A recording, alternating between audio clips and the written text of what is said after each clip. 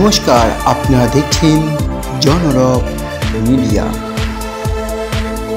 জনতার কথা বলে। নমস্কার, জনরব মিডিয়া থেকে শুক্লা গাঙ্গুলি। মনমথপুর অঞ্চলে পিছিয়ে পড়া মানুষের বাস, সুতরাং পিছিয়ে পড়া মানুষের জন্য এগিয়ে এলো ভারত সেবাশ্রম সংঘ। ভারত সেবাশ্রম সংঘ বলতে গেলেই আচার্য প্রণবানন্দজি মহারাজের কথাই মনে পড়ে। তার আদেশেই প্রত্যেকে কাজ করে চলেছেন। চলুন আমরা অনুষ্ঠানে ফিরি। আমি যাচ্ছি না, ওই বেরিয়ে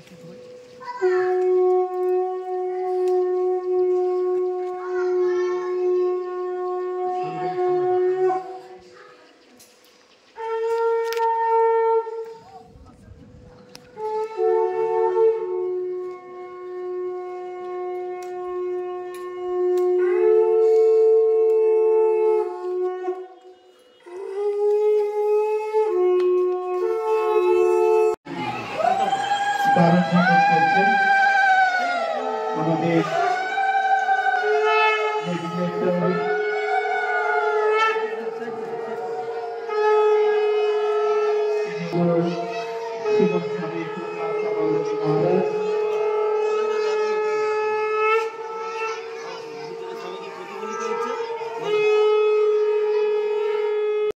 এই যুগ মহামিলনের যুগ, এই যুগ মহাসমন্বয়ের যুগ, এই যুগ মহামুক্তির যুগ।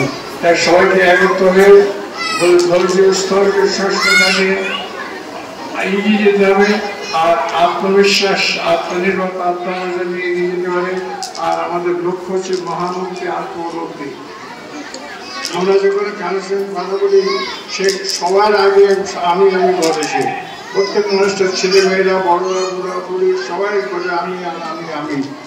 এখন কেউ গোটে ভোরবেলায় বিছানায় বসে জিজ্ঞাসা করেন যে হে ঈশ্বর, আমি কি মাথা?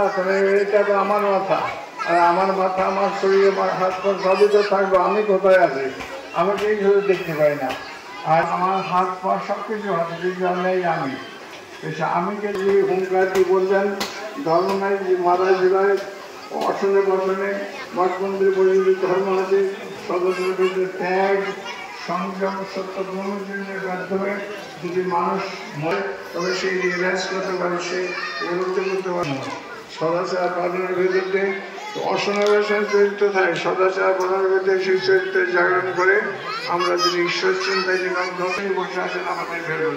ঈশ্বরকে জানাই মানুষের জীবনের লক্ষ্য, অর্থাৎ আমাকে জানাই ভগবানের সর্বশ্রেষ্ঠ পূজা হবে। নিজেকে জানা, নিজের স্বরূপ উপলব্ধি করে ভেতর দিয়ে ঈশ্বরকে উদ্বোধন হবে, নিজেকে জানা সম্ভব হবে। তাই বাচ্চা ভক্তি শ্রদ্ধা বিকাশ কি করে বাচ্চারা শিখবে?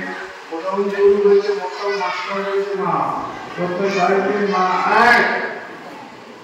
সবাই তোমার হাতে তালি দিয়ে কীর্তন করো, আর যে কীর্তন করবে তার মধ্যে রোগ শোক আদি ঘরে অসংখ্য বেরিয়ে যাবে কোথায়? যে কীর্তন করবে তার ঘরে যাবে, হাতে তালি দিয়ে কীর্তন করতে যাবে। সবাই ছোটরা বড় সবাই। আমি আগে বলি তো পরে বলো, হরে শরণম গুরু শরণম হরে শরণম। শোক আদি ব্যাধি, অশুভ অকল্যাণ সব দূর হয়ে যায়। আর তাই তোমার স্মরণ সেবাই হি পরম ধর্ম, এই আদর্শ বজায় রেখেছে ভারত সেবাশ্রম সংঘ। আপনারা দেখছেন জনরব মিডিয়া। আবার আসছি।